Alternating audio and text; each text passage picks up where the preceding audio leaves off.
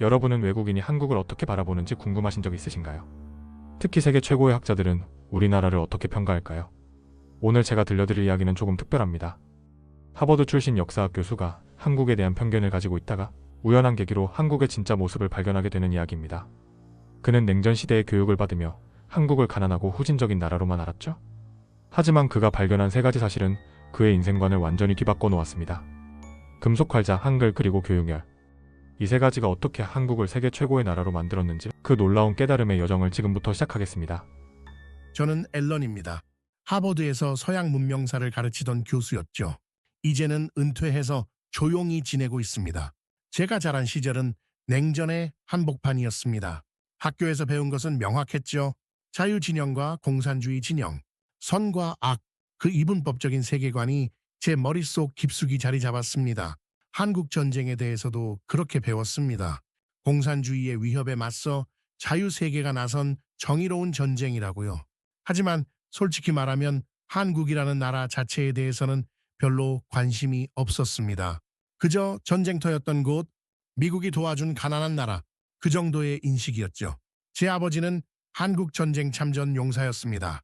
22살의 젊은 나이에 낯선 땅으로 보내졌죠. 아버지는 전쟁에 대해 많이 이야기하지 않으셨습니다. 다만 가끔씩 술을 드신 날이면 단편적인 이야기를 꺼내셨죠. 추웠어. 정말 끔찍하게 추웠지. 그리고 너무 가난했어. 사람들이 입고 있던 옷이라곤 누더기뿐이었고 아이들은 맨발로 눈 위를 걸어 다녔어. 아버지의 목소리에는 연민과 동시에 어떤 거리감이 섞여 있었습니다. 그곳의 참상을 목격했지만 그 나라와 사람들을 진정으로 이해하려 하지는 않으셨던 것 같습니다. 저 역시 그랬습니다. 한국은 제 학문적 관심사밖에 있었죠. 서양사 전공자로서 동양의 역사는 낯설었고 특히 한국처럼 작은 나라의 역사는 중요하지 않다고 생각했습니다. 참 오만한 생각이었죠.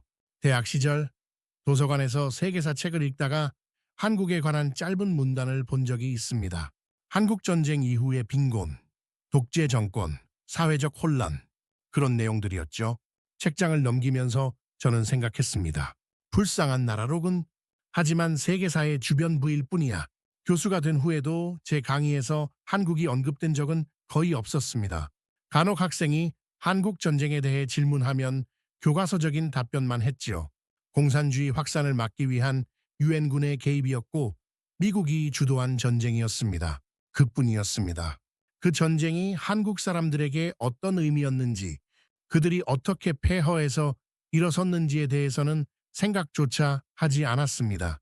제 연구실 책장에는 유럽사, 미국사 관련 서적들이 빼곡했습니다. 그리스 로마 문명부터 르네상스, 계몽주의, 산업혁명까지 제가 알고 있는 세계는 그것이 전부였죠. 동양의 역사는 제 동료 교수 몇 명의 전문 분야일 뿐이었습니다. 어느 날 저녁 뉴스에서 한국 관련 보도가 나왔습니다. 경제 성장률이 몇 %라는 이야기였죠. 저는 리모컨으로 채널을 돌렸습니다. 관심이 없었으니까요. 그저 아시아의 작은 나라가 경제적으로 성장하고 있다는 사실이 제게 무슨 의미가 있겠습니까? 하지만 지금 돌이켜보면 그때의 무관심이 부끄럽습니다. 아니, 무관심을 넘어서 편견이었죠. 저는 한국을 후진국으로만 바라봤습니다. 도움이 필요한 나라, 미국의 원조로 겨우 살아남은 나라, 그런 프레임 속에 한국을 가둬두고 있었던 겁니다. 제 아버지는 10년 전에 돌아가셨습니다. 임종 직전 아버지는 저에게 말씀하셨죠. 앨런, 나는 그 전쟁에서 젊음을 잃었어. 친구들도 잃었고, 하지만 그게 무엇을 위한 것이었는지 아직도 잘 모르겠구나. 그때 저는 아버지의 손을 잡으며 말했습니다. 아버지는 자유를 지키기 위해 싸우셨어요. 그것만으로도 충분히 의미 있는 일이었습니다. 하지만 제 말은 공허했습니다. 저 역시 그 전쟁의 진정한 의미를 이해하지 못했으니까요. 한국이라는 나라가 어떻게 변했는지, 그들이 무엇을 이뤄냈는지 전혀 알지 못했습니다. 은퇴 후 저는 더욱 제 세계에 갇혀 지냈습니다. 오랜 친구들과 골프를 치고 가끔 학회에 참석하고 손주들과 시간을 보냈죠. 한국은 여전히 제 인생에서 아무런 의미가 없었습니다. 그러던 어느 날 우편물 속에서 학술대회 초청장을 발견했습니다. 서울에서 열리는 국제 역사학 학술 대회였죠. 순간 망설였습니다. 서울이라니 왜 하필 그곳일까요? 하지만 초청장에는 제가 존경하는 학자들의 이름이 적혀 있었습니다. 주제도 흥미로웠죠. 문명의 교류와 발전이라는 대주제였습니다. 결국 저는 참석하기로 결정했습니다. 비행기 표를 예약하면서도 복잡한 심경이었습니다. 아버지가 피 흘리며 싸웠던 그 땅, 제가 평생 관심 없이 지나쳤던 그 나라, 이제 그곳에 가게 될 줄은 상상도 못했습니다. 출발 전날 밤 저는 아버지의 낡은 사진첩을 꺼내봤습니다. 흑백 사진 속 젊은 아버지는 군복을 입고 어색하게 웃고 있었죠. 배경에는 폐허가 된 건물들이 보였습니다. 사진 뒷면에는 아버지의 글씨로 이렇게 적혀 있었습니다. 서울 1951년. 그 사진을 오래 바라봤습니다. 과연 그곳은 지금 어떤 모습일까요? 여전히 가난하고 낙후된 곳일까요? 아니면 조금은 나아졌을까요? 저는 잘 모르겠다는 생각이 들었습니다.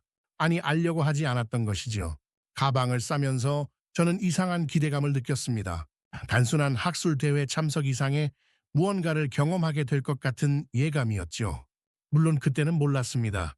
이 여행이 제 인생관을 완전히 바꿔놓을 거라는 것을요.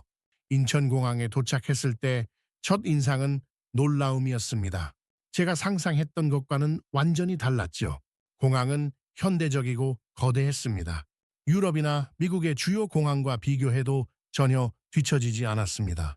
자동화된 시스템, 깨끗한 시설, 친절한 안내 표지판들, 모든 것이 효율적으로 작동하고 있었죠. 순간 당황스러웠습니다. 이것이 제가 알던 그 한국일까요? 택시를 타고 호텔로 가는 길. 창밖 풍경에 저는 말을 잃었습니다. 고층 빌딩들이 즐비했고 도로는 잘 정비되어 있었습니다. 밤이었지만 도시는 환하게 빛나고 있었죠. 넌사인과 가로등이 만들어낸 야경은 뉴욕 못지않았습니다. 호텔 체크인을 마치고 방에 들어갔습니다. 피곤했지만 잠이 오지 않았죠. 창문 너머로 보이는 서울의 야경을 바라보며 생각했습니다. 내가 뭘 잘못 알고 있었던 걸까? 다음 날 아침 학술 대회가 열리는 컨벤션 센터로 향했습니다. 건물은 웅장했고 시설은 최첨단이었습니다. 각국에서 온 학자들이 모여들고 있었죠. 명찰을 받아 목에 걸고 안으로 들어갔습니다. 개막식이 시작됐습니다. 한국의 저명한 역사학자가 환영사를 했지요. 유창한 영어로 문명 간 교류의 중요성에 대해 이야기했습니다. 그의 논리는 명확했고 인용하는 자료들도 해박했습니다.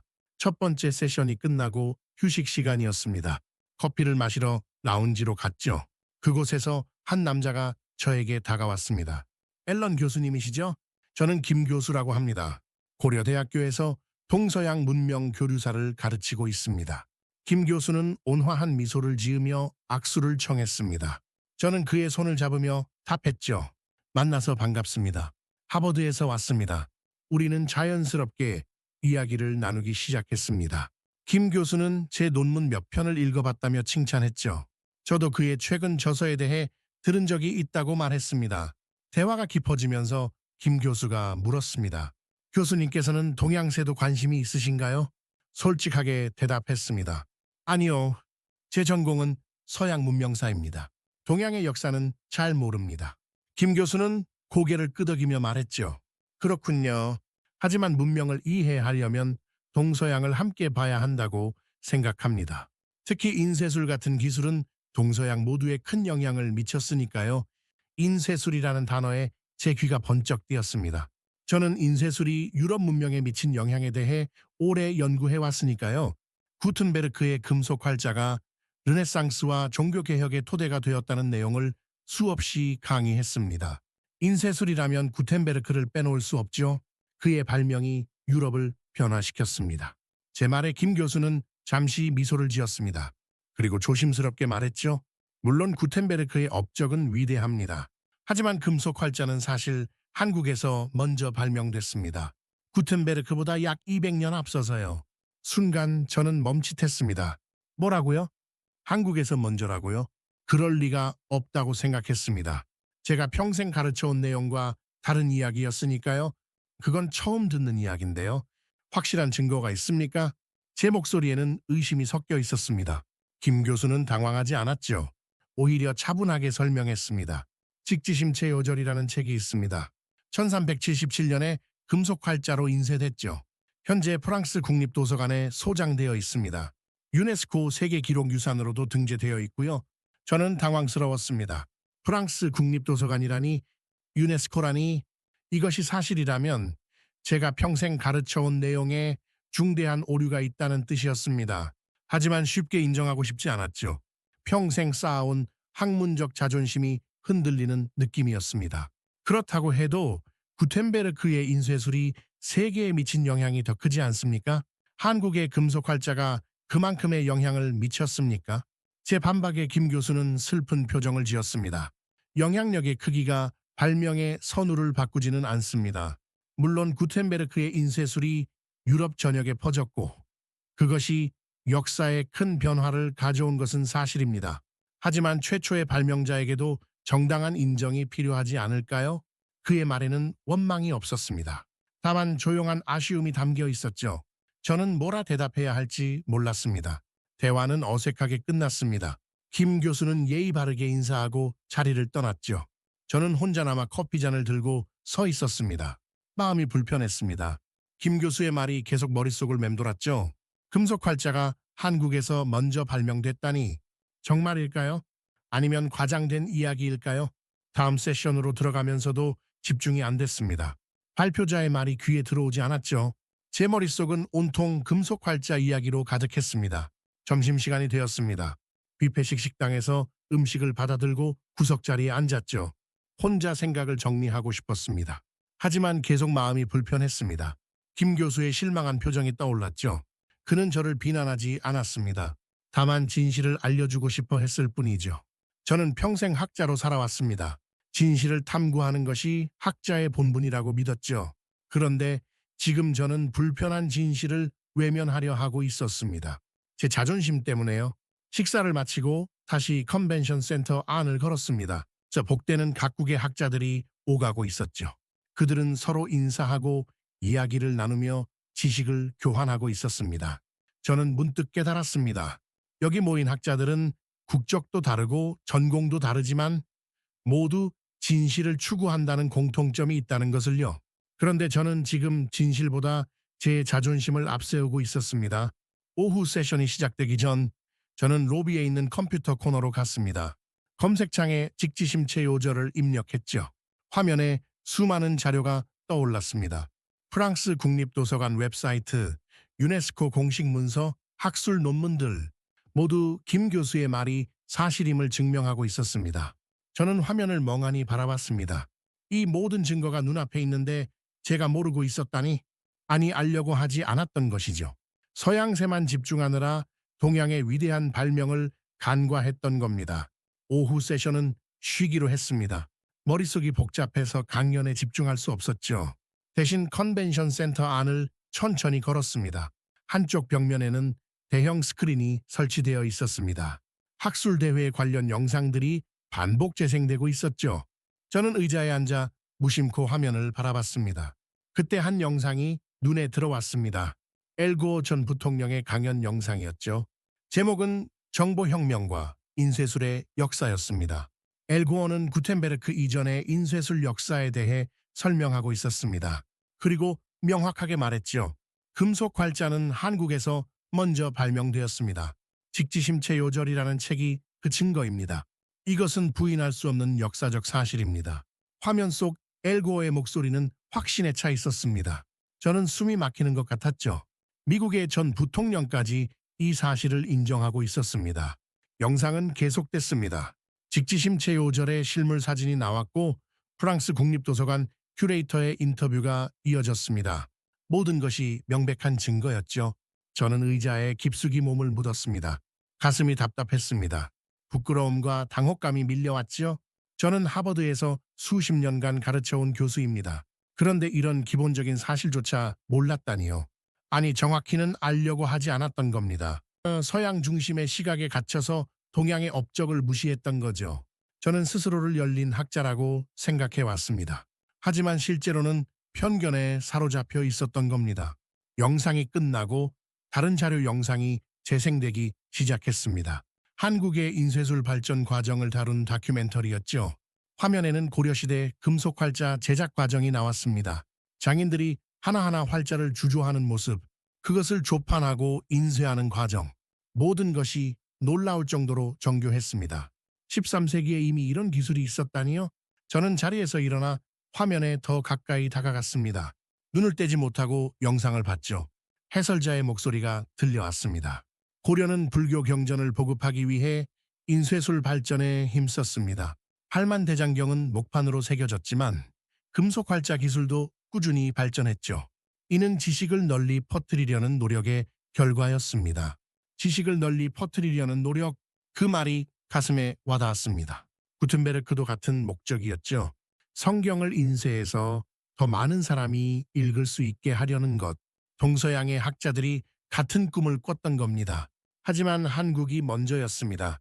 200년이나 앞서서 그 꿈을 실현했죠. 저는 왜 이 사실을 몰랐을까요? 아니, 왜 서양의 역사책들은 이것을 제대로 기록하지 않았을까요? 영상을 다 보고 난 뒤 저는 컨벤션 센터 도서관으로 향했습니다. 한국사 관련 서적을 찾아보고 싶었죠. 사서에게 물었습니다. 금속 활자와 직지심체 요절에 관한 책이 있습니까? 사서는 친절하게 몇 권의 책을 추천해 줬습니다. 저는 그 책들을 들고 조용한 열람실로 갔죠. 책을 펼치고 읽기 시작했습니다. 자료는 명확했습니다. 직지심체 요절은 1377년 청주 흥덕사에서 인쇄됐습니다. 현존하는 세계 최고의 금속 활자본이죠. 프랑스 국립도서관에 보관되어 있고 2001년 유네스코 세계기록유산으로 등재됐습니다. 더 놀라운 것은 이것이 끝이 아니라는 점이었습니다. 직지보다 더 이른 시기에도 금속 활자가 사용됐다는 기록이 있었죠. 다만 실물이 남아있지 않을 뿐이었습니다. 고려는 12세기부터 금속 활자를 만들어 사용했다고 합니다. 이는 구텐베르크보다 300년이나 앞선 것이죠. 저는 책장을 넘기며 충격에 빠졌습니다. 한 챕터는 금속 활자 제작 기술에 대해 상세히 설명하고 있었습니다. 밀랍으로 주형을 만들고 그 안에 쇳물을 부어 활자를 만드는 과정. 이것은 고도의 기술이 필요한 작업이었습니다. 유럽에서는 구텐베르크가 이 기술을 처음 개발한 것으로 알려져 있습니다. 하지만 한국은 그보다 훨씬 앞서 이 기술을 완성했던 거죠.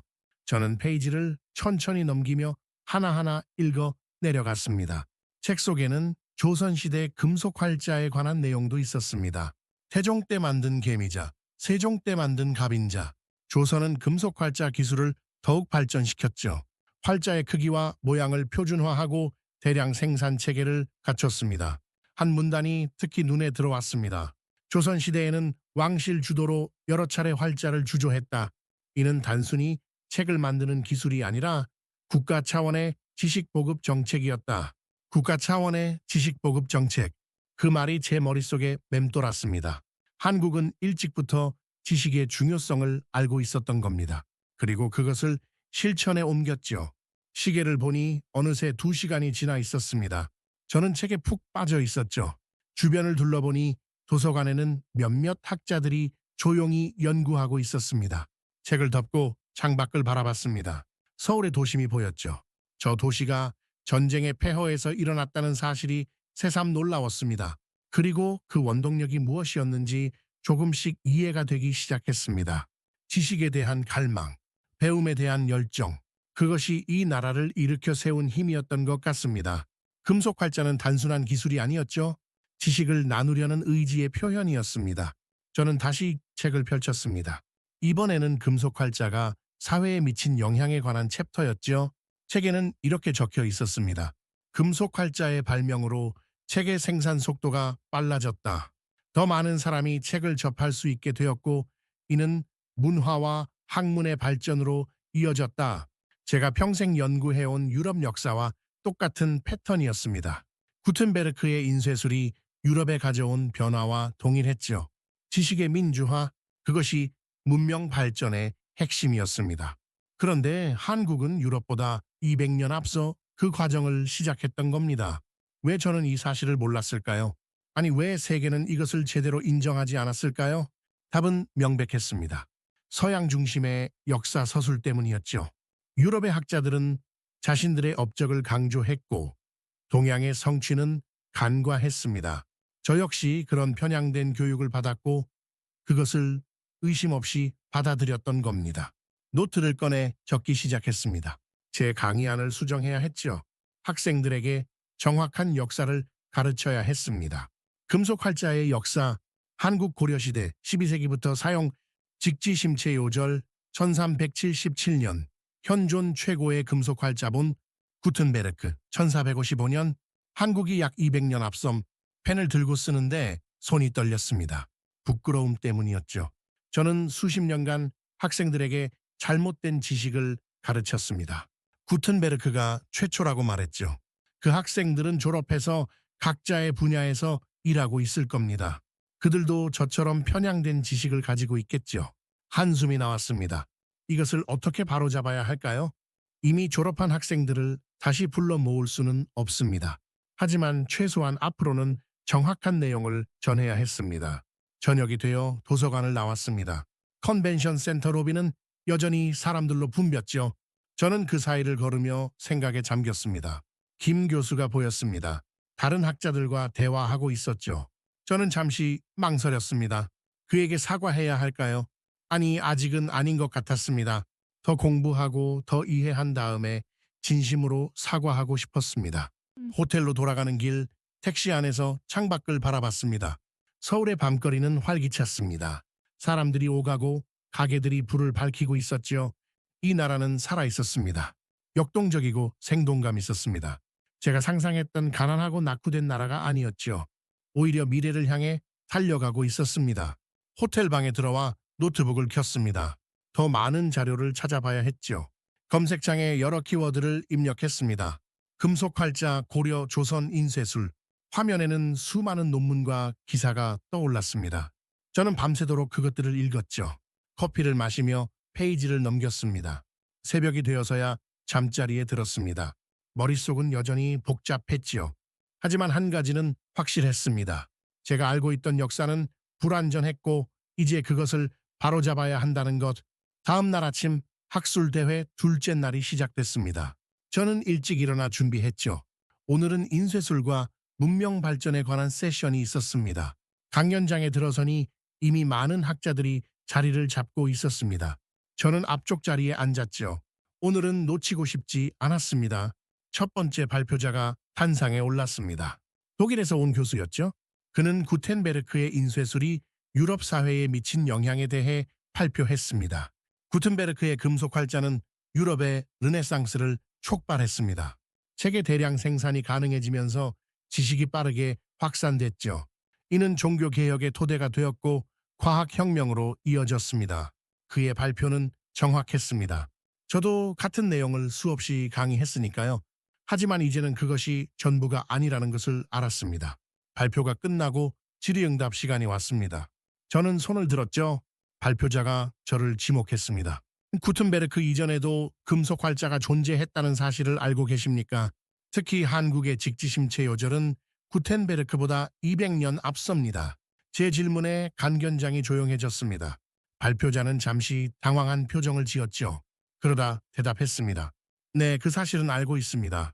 하지만 구텐베르크의 인쇄술이 세계사에 미친 영향은 훨씬 컸습니다. 그래서 주로 구텐베르크를 중심으로 설명하는 것이죠. 영향력의 크기, 김 교수가 했던 말이 떠올랐습니다. 영향력의 크기가 발명의 선우를 바꾸지는 않는다고요. 저는 다시 말했습니다. 물론 구텐베르크의 업적은 위대합니다. 하지만 최초의 발명자에 대한 인정도 필요하지 않을까요? 역사를 가르칠 때 선후 관계를 정확히 전달하는 것이 중요하다고 생각합니다. 제 말에 몇몇 학자들이 고개를 끄덕였습니다. 발표자도 인정하는 표정이었죠. 맞는 말씀입니다. 앞으로는 한국의 금속 활자에 대해서도 언급하도록 하겠습니다. 다음 발표자는 중국에서 온 학자였습니다. 그는 목판 인쇄술의 발전 과정을 설명했죠. 중국에서 시작된 목판 인쇄가 동아시아 전역으로 퍼진 과정이었습니다. 인쇄술은 지식 전파의 핵심 도구였습니다. 중국의 목판 인쇄는 불교 경전을 보급하는 데 큰 역할을 했죠. 이 기술은 한국과 일본으로도 전해졌습니다. 그의 발표를 들으며 저는 깨달았습니다. 인쇄술의 역사는 동양에서 시작됐다는 것을요. 목판에서 금속 활자로의 발전도 동양에서 먼저 이루어졌습니다. 점심시간이 되었습니다. 뷔페에서 음식을 담고 자리를 찾는데 김 교수가 보였습니다. 그는 혼자 앉아 있었죠. 저는 용기를 내어 그에게 다가갔습니다. 같이 앉아도 될까요? 김 교수는 미소를 지으며 고개를 끄덕였습니다. 저는 그의 맞은편에 앉았죠. 어제는 제가 무례했습니다. 교수님 말씀이 맞았습니다. 제가 몰랐던 사실이 너무 많았네요. 김 교수는 손을 저으며 말했습니다. 아닙니다. 서양사 전공자가 동양의 역사를 다 알기는 어렵죠. 저도 서양사는 잘 모릅니다. 하지만 저는 그의 겸손이 제 무지를 덮을 수 없다는 것을 알았습니다. 어젯밤 내내 자료를 찾아봤습니다. 직지심체요절, 고려의 금속활자, 조선의 인쇄술, 정말 놀라웠습니다. 이렇게 위대한 업적이 제대로 알려지지 않았다니요. 김 교수는 잠시 생각하더니 말했습니다. 역사는 승자가 쓴다는 말이 있죠. 서양이 세계를 지배하면서 서양 중심의 역사관이 확립됐습니다. 동양의 업적은 부차적인 것으로 취급됐죠. 하지만 이제는 달라지고 있습니다. 더 많은 학자들이 균형 잡힌 시각으로 역사를 보려 하고 있습니다. 그의 말이 위안이 되었습니다. 저도 그런 학자 중 한 명이 되고 싶었죠. 인쇄술이 문명에 미친 영향에 대해 더 알고 싶습니다. 특히 한국에서 금속 활자가 어떤 변화를 가져왔는지요. 김 교수는 기꺼이 설명해 주었습니다. 고려와 조선에서 금속 활자는 지식 보급의 핵심 도구였습니다. 불교 경전부터 유교 경전, 역사서, 의학서까지 다양한 책이 인쇄됐죠. 특히 조선시대에는 왕실 주도로 체계적인 출판 사업이 이루어졌습니다. 저는 고개를 끄덕이며 들었습니다. 유럽과 마찬가지로 한국에서도 인쇄술이 지식혁명을 일으켰던 겁니다. 세종대왕 시대에는 특히 활발했습니다. 농사직설, 의방유치 같은 실용서적들이 인쇄되어 백성들에게 보급됐죠. 이는 국가 발전의 토대가 되었습니다. 세종대왕, 그 이름은 저도 들어본 적이 있었습니다. 한글을 만든 왕이라고요. 하지만 그가 인쇄술에도 큰 관심을 가졌다는 사실은 몰랐습니다. 세종대왕은 한글도 만들었죠? 김 교수의 눈이 반짝였습니다. 맞습니다. 세종대왕은 백성을 위한 왕이었습니다. 한글 창제도 체계 보급도 모두 백성을 위한 것이었죠. 지식은 소수 특권층만의 것이 아니라 모두가 누려야 한다고 생각했습니다. 그 철학이 감동적이었습니다. 15세기에 이미 그런 생각을 가진 지도자가 있었다니요. 유럽에서는 그때까지도 지식은 귀족과 성직자들의 전유물이었습니다. 한글에 대해서도 더 알고 싶습니다. 김 교수는 웃으며 말했습니다. 그것은 또 다른 놀라운 이야기입니다. 내일 한글 관련 세션이 있으니 참석해 보시죠. 분명 놀라실 겁니다. 점심을 마치고 오후 세션으로 들어갔습니다. 이번에는 인쇄술과 교육의 관계에 관한 발표였죠. 영국에서 온 교육학자가 발표했습니다. 인쇄술의 발명으로 교육이 민주화됐습니다.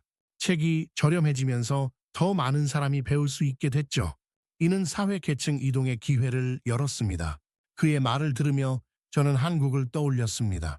한국도 같은 과정을 겪었을 겁니다. 아니, 유럽보다 먼저 그 과정을 시작했죠. 발표가 끝나고 저는 메모를 정리했습니다. 인쇄술, 지식의 확산, 교육의 민주화, 사회 발전, 이 모든 것이 연결되어 있었습니다. 그리고 한국은 이 여정을 일찍 시작했습니다. 금속 활자로 책을 만들고 지식을 퍼뜨리고 사람들을 교육했죠. 그것이 오늘날 한국의 힘이 된 것 아닐까요? 저녁이 되어 호텔로 돌아왔습니다. 방에 들어와 창밖을 바라봤죠. 서울의 야경이 눈부셨습니다. 저 불빛 하나하나가 배움의 결과라는 생각이 들었습니다. 노트북을 열어 강의안을 수정하기 시작했습니다. 인쇄술 챕터를 완전히 다시 썼죠. 인쇄술의 역사는 동양에서 시작됐다. 중국의 목판 인쇄, 한국의 금속 활자, 그리고 구텐베르크의 혁신. 이 모든 것이 인류 문명 발전에 기여했다. 타이핑하면서 뿌듯함을 느꼈습니다. 이제 학생들에게 더 정확한 역사를 가르칠 수 있을 것 같았죠. 밤늦게까지 작업했습니다. 참고 문헌 목록에 한국 관련 자료들을 추가했죠. 이제 제 강의는 더 완전해질 겁니다. 잠자리에 들기 전 아버지 사진을 다시 꺼내봤습니다. 폐허가 된 서울의 모습, 그리고 지금 창밖에 보이는 빛나는 도시, 이 놀라운 변화의 바탕에는 지식에 대한 갈망이 있었습니다. 인쇄술은 단순한 기술이 아니었습니다. 더 나은 미래를 향한 의지였죠.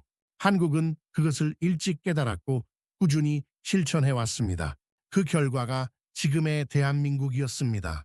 셋째 날 아침 저는 한글에 관한 세션에 참석했습니다. 김 교수가 추천했던 그 세션이었죠. 강연장은 이미 사람들로 가득 차 있었습니다. 발표자는 서울대학교 국어학과 교수였습니다. 그는 화면에 한글 자모를 띄우며 시작했죠. 한글은 1444년 세종대왕이 창제한 문자입니다. 세계에서 유일하게 창제자와 창제 연도가 명확한 문자죠. 저는 펜을 들고 메모하기 시작했습니다. 창제자와 연도가 명확하다니 대부분의 문자는 오랜 세월에 걸쳐 자연스럽게 발전했는데 한글은 의도적으로 만들어진 것이었습니다. 한글은 28개의 자모로 구성되어 있습니다. 자음 14개, 모음 10개, 그리고 이중 모음 4개죠. 이 간단한 조합으로 모든 소리를 표현할 수 있습니다. 화면에는 한글 자모표가 나타났습니다. 각야 거겨. 저는 그 글자들을 바라보며 놀라움을 느꼈죠. 단순해 보이지만 체계적이었습니다. 한글의 가장 큰 특징은 과학성입니다. 자음은 발음기관의 모양을 본떠 만들었고 모음은 천지인 삼재 사상을 바탕으로 했죠. 철학과 과학이 결합된 문자입니다. 발음기관의 모양을 본떴다니 저는 화면을 주시했습니다. 발표자가 설명을 이어갔죠. 기역은 혓뿌리가 목구멍을 막는 모양입니다. 니오는 혀끝이 위신몸에 닿는 모양이고요. 각각의 자음이 어떻게 발음되는지를 형태로 보여주는 겁니다. 천재적인 발상이었습니다. 문자가 발음 방법까지 담고 있다니요. 이것은 단순한 표기 수단이 아니라 음성학적 지식의 결정체였습니다. 세종대왕은 왜 한글을 만들었을까요? 훈민정금 서문에 그 이유가 나와 있습니다. 백성이 말하고자 하는 바가 있어도 글로 표현하지 못하는 것을 안타깝게 여겼다고요. 화면에 한자로 된 훈민정금 서문이 나타났습니다. 발표자가 한 문장씩 번역해 주었죠. 나라의 말이 중국과 달라 한자와 서로 통하지 않는다. 그러므로 어리석은 백성이 말하고자 하는 바가 있어도 마침내 제 뜻을 펴지 못하는 사람이 많다.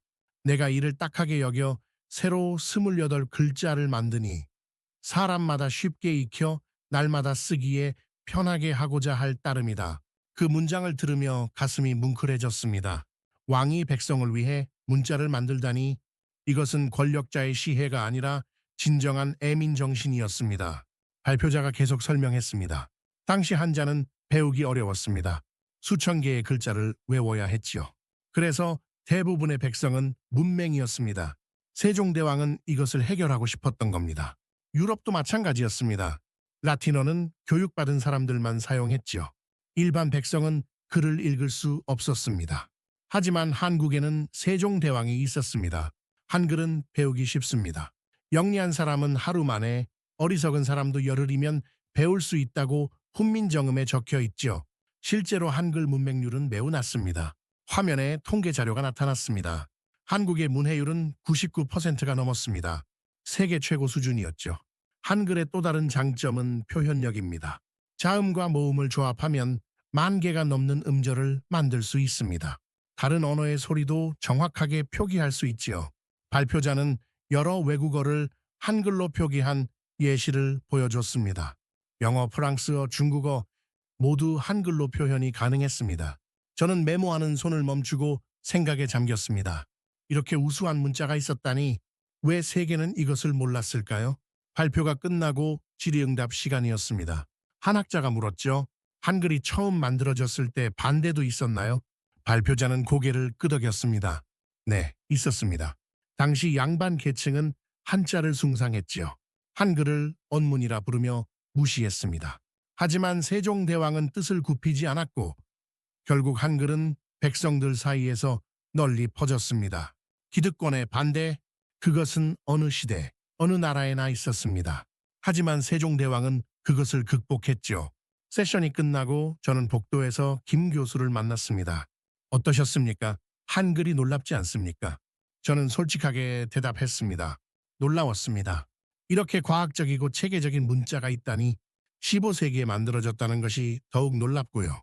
김 교수는 자랑스러운 표정을 지었습니다. 한글은 우리의 자랑입니다. 유네스코도 한글의 우수성을 인정했죠. 세종대왕 문해상을 만들어 문맹 퇴치에 기여한 사람들을 시상하고 있습니다. 우리는 카페로 자리를 옮겼습니다. 커피를 마시며 대화를 이어갔죠. 한글과 금속 활자가 만나면 어떻게 될까요?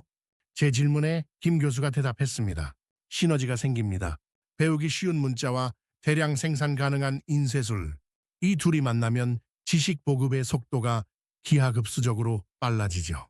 실제로 조선시대에는 한글로 된 책들이 많이 인쇄됐습니다. 저는 고개를 끄덕이며 커피를 한 모금 마셨습니다.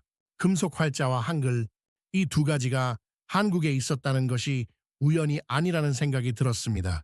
한글 소설도 많이 나왔죠. 홍길동전, 춘향전 같은 작품들이 한글로 쓰여 백성들 사이에 널리 읽혔습니다. 이것은 문화의 민주화였습니다. 문화의 민주화, 그 말이 제 마음에 와닿았습니다. 유럽에서는 19세기가 되어서야 일반 대중을 위한 문학이 발전했는데 한국은 훨씬 앞서 있었던 겁니다.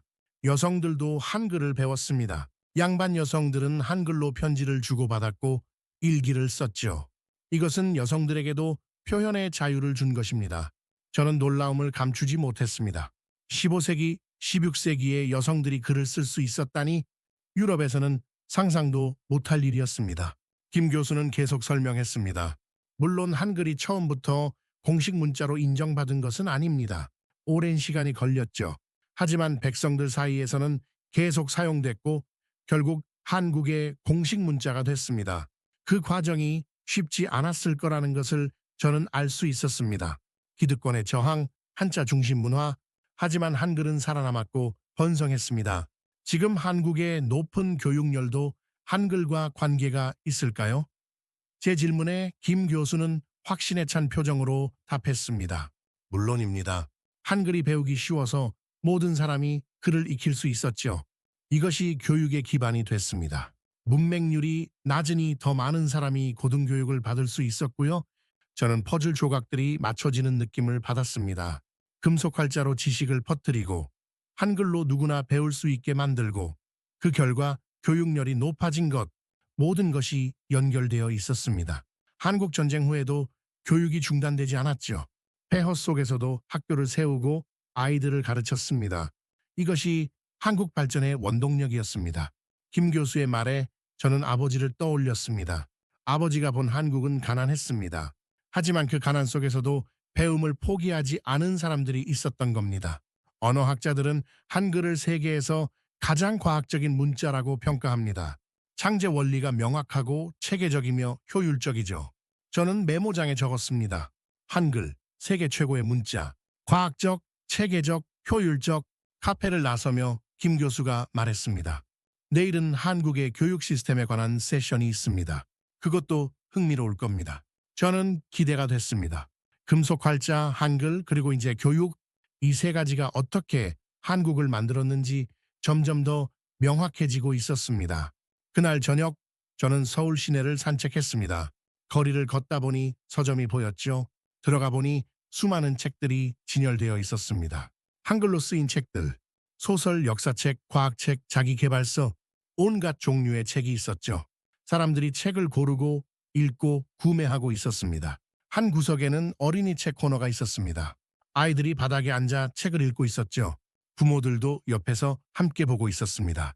이 광경이 감동적이었습니다. 책을 읽는 문화가 살아 있었던 겁니다. 세종대왕이 만든 한글로 사람들이 자유롭게 지식을 얻고 있었습니다. 서점을 나와 계속 걸었습니다. 학원 간판들이 보였죠. 영어학원, 수학학원, 음악학원, 저녁 시간인데도 학생들이 학원으로 들어가고 있었습니다. 한국의 교육열이 이렇게 높다는 말을 들은 적이 있었습니다. 하지만 직접 보니 더 실감이 났죠. 이것은 단순한 입시 경쟁이 아니었습니다. 배움에 대한 열정이었습니다. 호텔로 돌아와 노트북을 켰습니다. 한글에 관한 자료를 더 찾아봤죠. 유네스코 세계기록유산으로 등재된 훈민정음 해례본 한글날 세종대왕 동상, 화면에는 한글의 우수성을 설명하는 영상들이 있었습니다. 외국인들이 한글을 배우는 모습도 있었죠. 그들은 한글이 배우기 쉽다고 입을 모았습니다. 한 영상에서 미국인 학생이 말했습니다. 한글은 논리적이에요. 자음과 모음의 조합 원리를 이해하면 금방 읽을 수 있어요. 하루 만에 기본을 익혔습니다. 하루 만에 세종대왕이 훈민정금 서문에 쓴 그대로였습니다. 500여 년이 지난 지금도 한글의 장점은 변하지 않았습니다. 또 다른 영상에서는 언어학자가 설명하고 있었습니다. 한글은 음소 문자이면서도 음절 단위로 모았습니다. 이것은 독특한 특징이죠. 읽기 쉽고 쓰기도 효율적입니다. 저는 영상을 보며 감탄했습니다. 제가 평생 연구해온 서양 문명에도 이런 문자는 없었습니다. 로마자는 훌륭하지만 한글만큼 과학적이지는 않았죠. 잠자리에 들기 전 한글 자모를 노트에 써봤습니다. 각야거겨 서툴렀지만 신기했습니다. 이 간단한 글자들로 모든 소리를 표현할 수 있다니요. 그리고 생각했습니다. 만약 유럽에도 세종대왕 같은 지도자가 있었다면 어땠을까? 백성을 위해 문자를 만들고 지식을 보급하려 했다면 역사가 달라졌을지도 모릅니다. 한국은 운이 좋았습니다. 금속 활자를 발명한 것도 한글을 창제한 것도 하지만 그것은 단순한 행운이 아니었죠. 지식의 중요성을 아는 사람들이 있었고 그것을 실천에 옮긴 결과였습니다. 넷째 날 한국의 교육 시스템에 관한 세션이 시작됐습니다. 발표자는 경제학자였죠. 그는 교육과 경제 발전의 관계를 분석했습니다. 한국은 1953년 전쟁이 끝났을 때 최빈국이었습니다. 1인당 국민소득이 70달러에 불과했죠. 하지만 지금은 3만 달러가 넘습니다. 이 놀라운 성장의 비결은 무엇일까요? 화면에 그래프가 나타났습니다. 급격하게 상승하는 곡선이었죠. 저는 숨을 죽이고 지켜봤습니다. 교육입니다. 한국은 전쟁 직후부터 교육에 집중 투자했습니다. 폐허 속에서도 학교를 세웠고 교사를 양성했죠. 이것이 인적 자본을 형성했고 경제 성장의 토대가 됐습니다. 발표자는 통계 자료를 보여줬습니다. 한국의 교육 예산 비율, 대학 진학률, 문해율, 모든 지표가 세계 최고 수준이었습니다. 1960년대 초등교육 의무화, 70년대 중학교 무상교육, 80년대 고등학교 평준화, 한국 정부는 단계적으로 교육 기회를 확대했습니다. 저는 메모하며 감탄했습니다. 체계적인 접근이었죠. 단순히 학교를 짓는 것이 아니라 장기적인 계획을 세우고 실행한 것입니다. 하지만 정부의 노력만으로는 부족했습니다. 한국 사람들의 교육열이 결정적이었죠. 부모들은 자녀 교육을 위해 기꺼이 희생했습니다. 화면에 옛날 사진이 나왔습니다. 촛불 아래서 공부하는 학생, 좁은 방에서 책을 읽는 아이들, 가난했지만 배움을 포기하지 않은 모습이었습니다. 이런 이야기가 있습니다. 어떤 어머니는 자식을 대학에 보내기 위해 막노동을 했습니다. 어떤 아버지는 밤낮으로 일해서 학비를 마련했지요. 교육은 가난에서 벗어나는 유일한 길이었습니다. 발표자의 목소리에 감정이 실렸습니다. 저도 가슴이 뭉클해졌죠. 이것은 통계가 아니라 실제 사람들의 이야기였습니다. 교육열의 배경에는 유교적 전통이 있습니다. 배움을 중시하는 문화죠. 하지만 그것만으로는 설명이 부족합니다. 한국 전쟁을 겪으며 사람들은 깨달았습니다. 물질적 재산은 전쟁으로 잃을 수 있지만 머릿속 지식은 빼앗을 수 없다고요. 그 말이 강렬했습니다. 전쟁의 참혹함이 오히려 교육의 중요성을 일깨운 것이죠. 사람들은 자식에게 땅이나 재산 대신 교육을 물려주려 했습니다. 결과는 놀라웠습니다. 1980년대부터 한국은 고급 인력을 대량으로 배출했습니다. 엔지니어, 과학자, 의사, 교수, 이들이 한국 경제를 이끌었죠. 화면에는 삼성, 현대, LG 같은 기업들의 로고가 나타났습니다. 세계적인 기업들이었죠. 이 기업들의 성공 뒤에는 우수한 인재들이 있었습니다. 한국의 교육 시스템이 그들을 길러낸 것입니다. 발표가 끝나고 질의응답이 시작됐습니다. 한 학자가 물었죠. 하지만 한국의 교육 경쟁이 너무 과열되어 있다는 비판도 있지 않습니까? 학생들의 스트레스, 사교육비 문제 등이요. 발표자는 고개를 끄덕였습니다. 맞습니다. 한국 교육에도 문제점이 있습니다. 과도한 경쟁, 입시 위주 교육, 사교육 팽창. 이것은 개선해야 할 부분이죠. 하지만 긍정적인 면도 봐야 합니다. 교육에 대한 열정 자체는 나쁘지 않습니다. 방향을 조정하면 되는 것이죠. 저는 그의 말에 동의했습니다. 완벽한 시스템은 없습니다. 중요한 것은 계속 개선하려는 의지죠. 점심시간에 저는 김 교수와 다시 만났습니다. 학생 식당에서 한식을 먹으며 이야기를 나눴죠. 한국의 교육열이 정말 대단하더군요.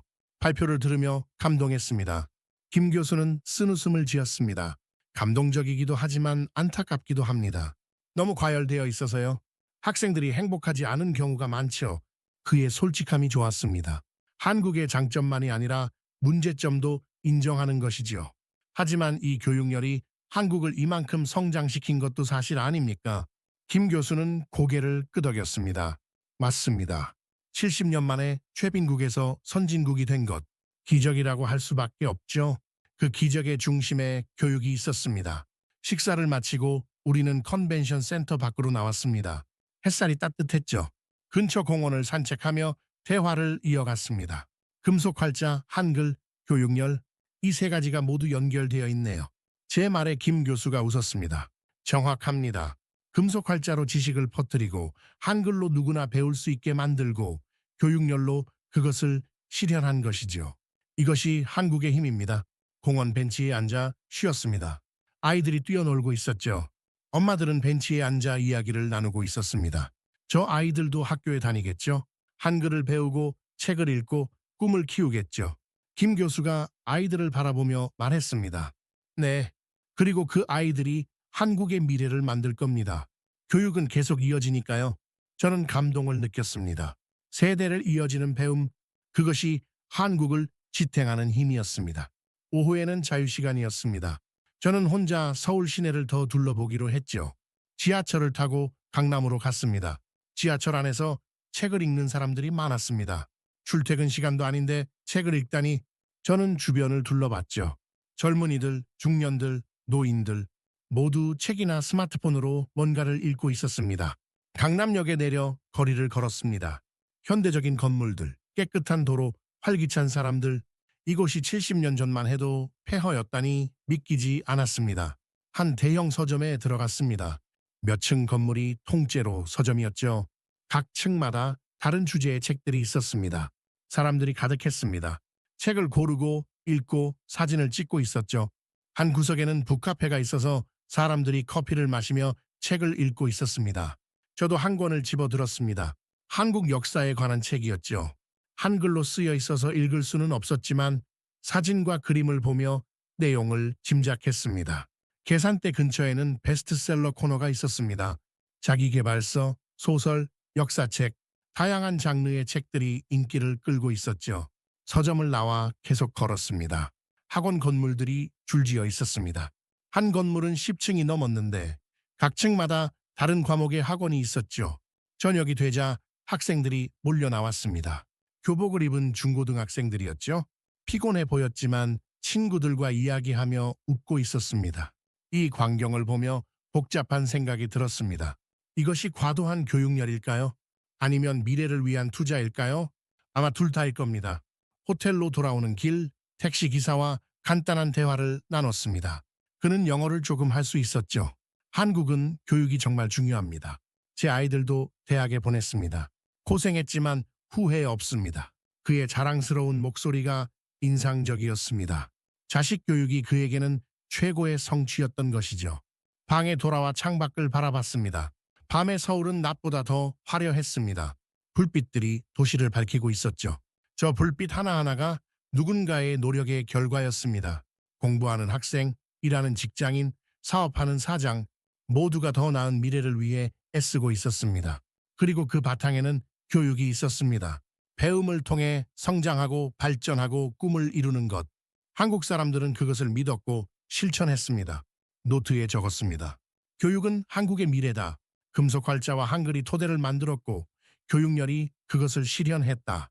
이것이 한국을 세계 강국으로 만든 비결이다. 마지막 날 아침 저는 일찍 일어나 호텔 근처를 산책했습니다. 조용한 주택가였죠. 사람들이 출근 준비를 하고 학생들이 등교하고 있었습니다. 한 골목에서 오래된 집을 발견했습니다. 현대식 건물들 사이에 낡은 한옥이 있었죠. 문화재로 보호받는 것 같았습니다. 그 집을 보며 생각했습니다. 이 땅에 얼마나 많은 역사가 있을까? 전쟁의 상처, 가난의 고통, 그리고 재건의 의지. 모든 것이 이 땅에 새겨져 있었습니다. 오늘은 학술대회 마지막 날이었습니다. 폐회식 전에 특별 세션이 하나 있었죠. 한국 현대사에 관한 강연이었습니다. 강연자는 노라우 역사학자였습니다. 그는 직접 한국 전쟁을 겪은 세대였죠. 그의 목소리는 떨렸지만 힘이 있었습니다. 1950년 전쟁이 시작됐습니다. 저는 10살이었죠. 서울이 폐허가 되는 것을 봤습니다. 사람들이 죽고 다치고 헤어지는 것을 목격했습니다. 화면에 전쟁 당시 사진들이 나타났습니다. 무너진 건물, 난민들, 굶주린 아이들, 참혹한 광경이었죠. 저는 숨을 죽이고 지켜봤습니다. 아버지가 봤던 풍경이 이것이었구나. 아버지가 겪었던 전쟁이 이런 것이었구나. 전쟁이 끝났을 때 아무것도 남지 않았습니다. 집도 학교도 공장도 모든 것이 파괴됐죠. 사람들은 절망했습니다. 어떻게 다시 시작할 수 있을까? 강연자는 잠시 말을 멈췄습니다. 눈물을 닦는 것 같았죠. 청중들도 숙연해졌습니다. 하지만 포기하지 않았습니다. 폐허에서 학교를 세웠죠. 천막학교, 야외학교, 교과서도 없었습니다. 선생님들이 칠판에 쓰면 학생들이 공책에 받아 적었죠. 화면에 천막학교 사진이 나왔습니다. 맨바닥에 앉은 학생들이 진지하게 수업을 듣고 있었습니다. 그 눈빛이 강렬했죠. 왜 그렇게 배우려 했을까요? 희망 때문이었습니다. 교육만이 이 나라를 다시 일으킬 수 있다고 믿었죠. 부모들은 굶어도 자식을 학교에 보냈습니다. 저는 가슴이 뭉클해졌습니다. 배고픔보다 무지가 더 두려웠던 사람들. 그들의 선택이 오늘의 한국을 만든 것입니다. 1960년대 한국은 산업화를 시작했습니다. 공장이 세워지고 도로가 건설되고 항구가 만들어졌죠. 누가 그 일을 했을까요? 교육받은 젊은이들이었습니다. 화면에는 건설 현장, 공장, 수출선이 나타났습니다. 땀 흘리며 일하는 사람들의 모습이었죠. 70년대, 80년대를 거치며 한국은 급성장했습니다. 가난했던 나라가 중진국이 됐죠. 90년대에는 선진국 문턱에 섰고 2000년대에는 세계 10대 경제 대국이 됐습니다. 통계 그래프가 화면을 채웠습니다. 급격하게 상승하는 곡선들이었죠. 국민소득, 수출액, 기술력 모든 지표가 놀라운 성장을 보여줬습니다. 이것을 한강의 기적이라고 부릅니다. 기적이 맞습니다. 하지만 저절로 일어난 기적이 아닙니다. 수많은 사람의 희생과 노력이 만든 기적이죠. 강견자의 목소리에 힘이 실렸습니다. 저는 메모하는 것도 있고 그의 말에 집중했습니다. 지금 젊은 세대는 가난을 모릅니다. 전쟁을 모르죠. 그것은 좋은 일입니다. 하지만 잊지 말아야 합니다. 이 풍요가 어떻게 만들어졌는지를요.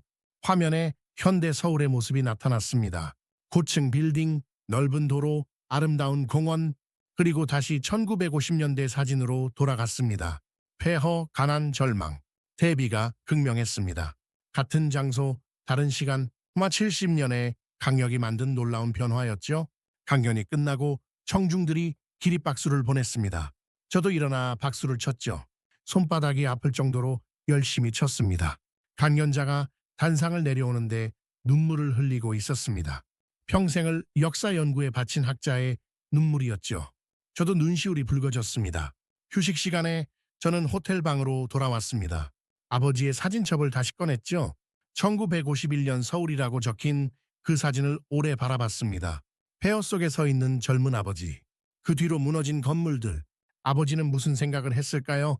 이 나라가 다시 일어설 수 있다고 믿었을까요? 아마 믿지 못했을 겁니다. 저도 그랬으니까요. 전쟁으로 파괴된 나라가 70년 만에 세계 강국이 되리라고는 아무도 예상하지 못했을 겁니다. 하지만 한국 사람들은 해냈습니다. 불가능해 보이는 것을 가능하게 만들었죠. 그 힘이 어디서 나왔을까 생각해 봤습니다. 금속 활자였습니다. 지식을 퍼뜨리는 도구를 일찍부터 가지고 있었죠. 한글이었습니다. 누구나 배울 수 있는 문자가 있었습니다. 그리고 교육열이었습니다. 배움을 포기하지 않는 열정이 있었죠. 이 세 가지가 한국의 DNA였습니다. 전쟁으로 모든 것을 잃었어도 이것만은 남아 있었습니다. 그리고 그것이 한국을 다시 일으켜 세웠던 겁니다. 창밖을 바라봤습니다. 서울의 스카이라인이 보였죠? 롯데타워가 하늘을 찌를 듯 솟아 있었습니다. 아버지가 봤던 그 폐허 위에 이런 도시가 세워진 것입니다. 눈물이 흘렀습니다. 아버지에 대한 그리움 때문이었을까요? 아니면 한국의 놀라운 변화에 대한 감동 때문이었을까요? 아마 둘 다였을 겁니다. 아버지는 한국이 이렇게 변할 줄 모르고 돌아가셨습니다. 여전히 가난하고 후진적인 나라로 기억하며 세상을 떠났죠. 그것이 너무 안타까웠습니다. 만약 아버지가 지금의 한국을 본다면 뭐라고 하셨을까요? 아마 놀라서 말을 잃으셨을 겁니다. 그리고 자랑스러워 하셨을 것 같습니다. 자신이 피 흘린 땅이 이렇게 아름답게 변한 것을요. 폐회식 시간이 되어 다시 간견장으로 갔습니다. 학술대회를 주최한 교수가 마무리 인사를 했죠. 이번 학술대회를 통해 문명 간 교류의 중요성을 다시 한번 확인했습니다. 동양과 서양은 서로 다른 길을 걸었지만 결국 같은 목표를 향하고 있습니다. 더 나은 세상을 만드는 것이죠. 그의 말이 제 가슴에 와닿았습니다. 저는 평생 서양사만 연구했습니다. 동양을 무시하고 한국을 간과했죠. 하지만 이제 깨달았습니다. 역사는 하나로 연결되어 있다는 것을요. 폐회식이 끝나고 사람들이 흩어졌습니다. 저는 김 교수를 찾았죠. 그는 다른 학자들과 이야기하고 있었습니다. 제가 다가가자 김 교수가 웃으며 인사했습니다. 앨런 교수님, 학술 대회는 어떠셨습니까?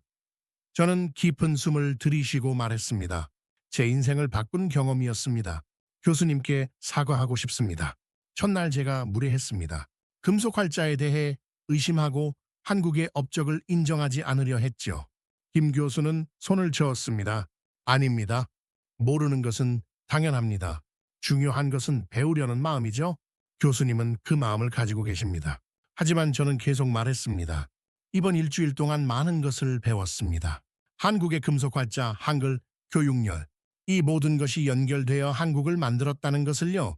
그리고 제가 얼마나 편협한 시각을 가지고 있었는지 깨달았습니다. 김 교수의 눈빛이 따뜻해졌습니다. 그것을 깨닫는 것만으로도 대단합니다. 많은 학자들이 자신의 관점을 바꾸지 못하니까요. 우리는 악수를 나눴습니다.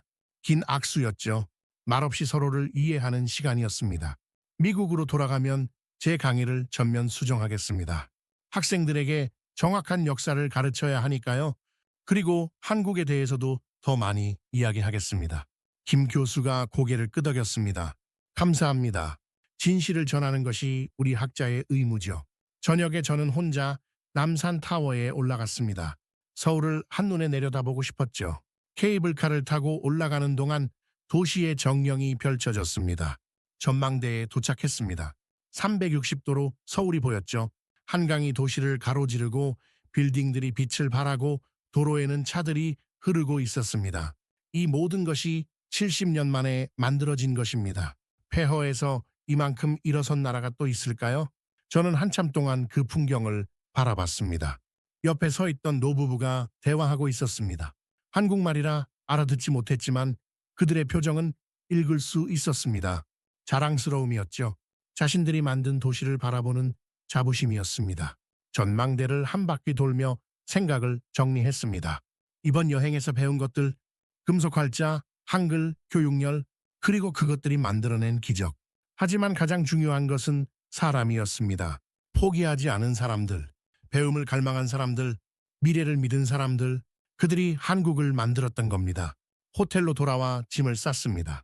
내일 아침 비행기로 미국에 돌아갈 예정이었죠. 가방을 정리하며 이번 여행을 되돌아봤습니다. 일주일 전만 해도 저는 한국을 몰랐습니다. 아니, 잘못 알고 있었죠. 가난하고 후진적인 나라라고 생각했습니다. 하지만 이제는 압니다. 한국이 얼마나 위대한 나라인지를요. 노트북을 열어 마지막 작업을 했습니다. 강의안 수정을 마무리했죠. 그리고 새로운 강의 계획을 세웠습니다. 한국사에 관한 특강을 개설하기로 결심했습니다. 학생들이 세계를 제대로 이해하려면 동양을 알아야 합니다. 특히 한국처럼 놀라운 발전을 이룬 나라를 알아야 하지요. 저는 그것을 가르치고 싶었습니다. 잠자리에 들기 전 창밖을 마지막으로 바라봤습니다. 서울의 야경이 여전히 아름다웠죠. 내일이면 떠날 것입니다. 하지만 이 광경을 잊지 못할 겁니다. 아버지 사진을 다시 한번 꺼내봤습니다. 폐허 속의 아버지, 그리고 지금 창밖에 빛나는 도시, 이 두 이미지를 마음속에 새겼습니다. 아버지, 한국은 달라졌습니다.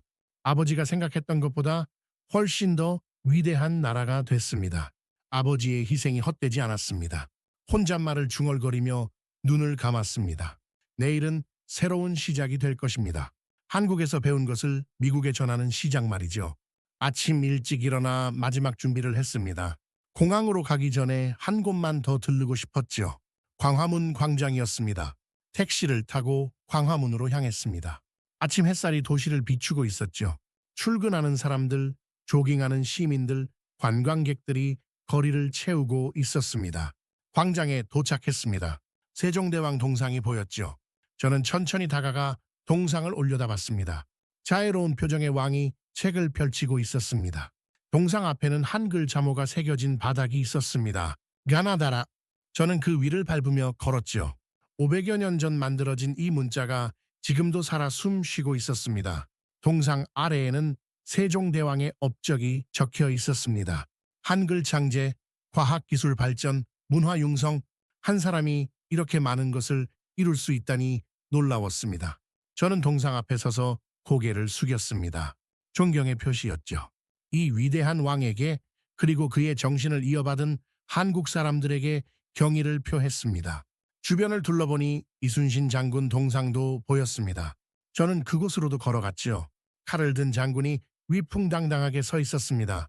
이순신 장군에 대해서는 들어본 적이 있었습니다.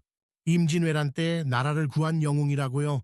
하지만 자세히는 몰랐죠. 이제 한국에 대해 더 공부해야겠다고 다짐했습니다. 시간이 되어 공항으로 향했습니다. 택시 안에서 창밖을 바라봤죠. 서울의 풍경이 스쳐 지나갔습니다. 이 도시와 이별하기가 아쉬웠습니다.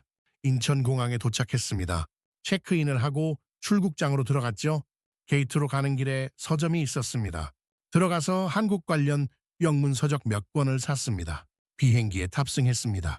창가 자리에 앉아 안전벨트를 맸죠. 비행기가 이륙하면서 서울이 점점 작아졌습니다. 저는 창밖을 오래 바라봤습니다. 비행 중에 샀던 책을 읽었습니다. 한국의 역사, 문화, 경제 발전에 관한 내용이었죠. 읽으면 읽을수록 놀라웠습니다. 제가 몰랐던 것이 너무 많았습니다. 미국에 도착했습니다. 집으로 돌아와 짐을 풀었죠. 익숙한 공간이었지만 뭔가 달라 보였습니다. 제가 변했기 때문이겠죠. 며칠 휴식을 취한 후 대학으로 돌아갔습니다. 연구실에 들어서니 책들이 저를 방했습니다. 하지만 이제 그 책들이 불완전하다는 것을 알았습니다. 학과장을 찾아갔습니다. 새로운 강의를 개설하고 싶다고 말했죠. 한국사에 관한 특강을 하고 싶습니다. 동아시아 문명의 발전, 특히 한국의 역할에 대해서요. 학과장은 놀란 표정을 지었습니다. 앨런 교수님이 동양사를요? 의외인데요. 저는 웃으며 대답했습니다. 서울 학술대회에서 많은 것을 배웠습니다. 제 시야가 너무 좁았다는 것을 깨달았죠. 학생들에게도 더 넓은 세계를 보여주고 싶습니다. 학과장은 흔쾌히 승낙했습니다. 다음 학기부터 새 강의를 시작하기로 했죠. 집으로 돌아와 강의안을 작성하기 시작했습니다. 첫 주제는 금속 활자였습니다. 한국의 발명, 유럽으로의 전파, 세계사에 미친 영향, 체계적으로 정리했습니다. 두 번째 주제는 한글이었습니다. 창제 배경, 과학적 원리, 사회적 영향, 세종대왕의 애민정신도 강조했죠. 세 번째 주제는 교육이었습니다. 한국의 교육열, 경제 발전과의 관계, 현대 한국의 성공 비결, 통계와 사례를 풍부하게 담았습니다. 작업하면서 뿌듯함을 느꼈습니다. 이제 학생들에게 균형 잡힌 역사를 가르칠 수 있을 것 같았지요. 몇 주 후 새 학기가 시작됐습니다. 첫 강의 날 저는 일찍 강의실에 도착했습니다. 학생들이 하나둘 들어왔죠. 30여 명이 자리를 채웠습니다. 시간이 되어 강의를 시작했습니다. 여러분, 오늘부터 새로운 여정을 시작하겠습니다. 지금까지 우리는 주로 서양 문명을 공부했죠. 하지만 세계는 넓습니다. 동양에도 위대한 문명이 있었습니다. 학생들이 집중하기 시작했습니다. 특히 한국이라는 나라가 있습니다. 작은 나라지만 놀라운 업적을 이뤘죠. 오늘은 그 이야기를 하려 합니다. 화면에 직지심 제오절 사진을 띄웠습니다. 이것은 세계에서 가장 오래된 금속 활자본입니다. 1377년 한국에서 인쇄됐죠. 구텐베르크보다 약 80년 앞섭니다. 학생들이 놀란 표정을 지었습니다. 한 학생이 손을 들었죠. 교수님, 구텐베르크가 최초가 아니었나요? 저는 고개를 저었습니다. 아닙니다. 그것은 서양 중심의 역사 서술 때문에 생긴 오해입니다. 사실 금속 활자는 한국에서 먼저 발명됐습니다. 저도 최근에 알게 된 사실이죠. 학생들이 수군거렸습니다.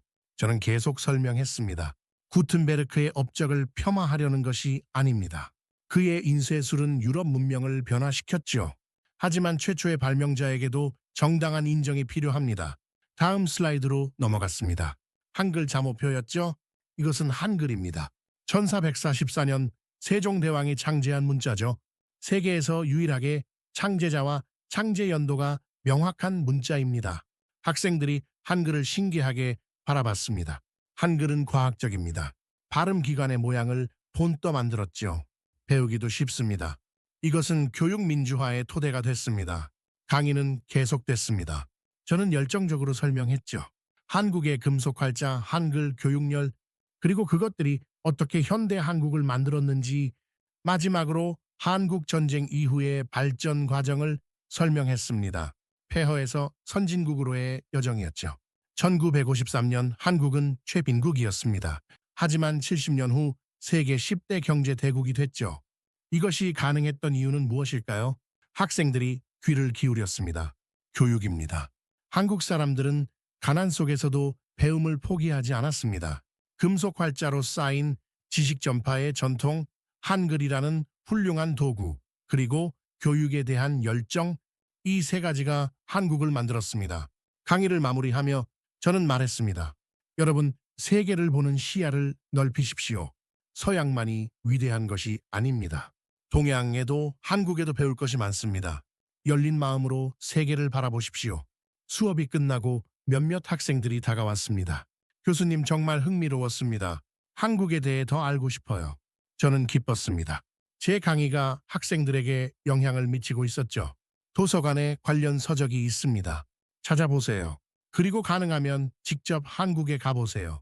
제가 그랬듯이 여러분도 놀라운 경험을 하게 될 겁니다. 그날 저녁 집에 돌아와 서재에 앉았습니다. 창밖으로 석양이 보였지요. 아름다운 풍경이었습니다. 책상 위에는 아버지 사진이 놓여 있었습니다. 저는 그 사진을 집어들고 말했습니다. 아버지, 저는 이제 압니다. 한국이 얼마나 위대한 나라인지를요. 아버지가 쌓은 그 땅이 세계 최고의 나라가 됐습니다. 눈물이 흘렀습니다. 하지만 슬픈 눈물이 아니었죠. 감사의 눈물이었습니다. 아버지의 희생 덕분에 한국이 살아남았고 발전할 수 있었습니다. 그리고 저는 그 나라에서 많은 것을 배웠습니다. 감사합니다, 아버지. 노트북을 열어 마지막 문장을 적었습니다. 제 회고록의 마지막 장이었죠. 나는 평생 서양사를 연구했다. 하지만 서울에서의 일주일이 내 인생관을 바꿔놓았다. 한국의 금속활자, 한글, 교육열, 이 세 가지는 단순한 역사적 사실이 아니다. 한 나라가 어떻게 위대해질 수 있는지를 보여주는 살아있는 증거다. 타이핑을 멈추고 화면을 바라봤습니다. 그리고 마지막 문장을 추가했죠. 한국은 세계 최고가 될 수밖에 없는 나라다. 지식을 사랑하고 배움을 갈망하고 미래를 믿는 사람들이 있기 때문이다. 나는 이제 그것을 확신한다. 파일을 저장하고 노트북을 닫았습니다. 창밖을 바라보며 미소를 지었죠. 새로운 시작이었습니다. 편견을 버리고 진실을 받아들이고 세계를 제대로 보는 학자로서의 새로운 시작 말입니다. 다음 날부터 저는 더욱 열심히 한국에 대해 연구했습니다. 논문을 쓰고 간견을 하고 학생들을 가르쳤지요. 제 남은 인생을 한국의 위대함을 알리는데 바치기로 결심했습니다. 왜냐하면 저는 이제 압니다. 한국이 단순히 작은 동아시아 국가가 아니라는 것을요. 인류 문명에 큰 기여를 한 위대한 나라라는 것을, 그리고 앞으로도 계속 세계를 놀라게 할 나라라는 것을 말입니다.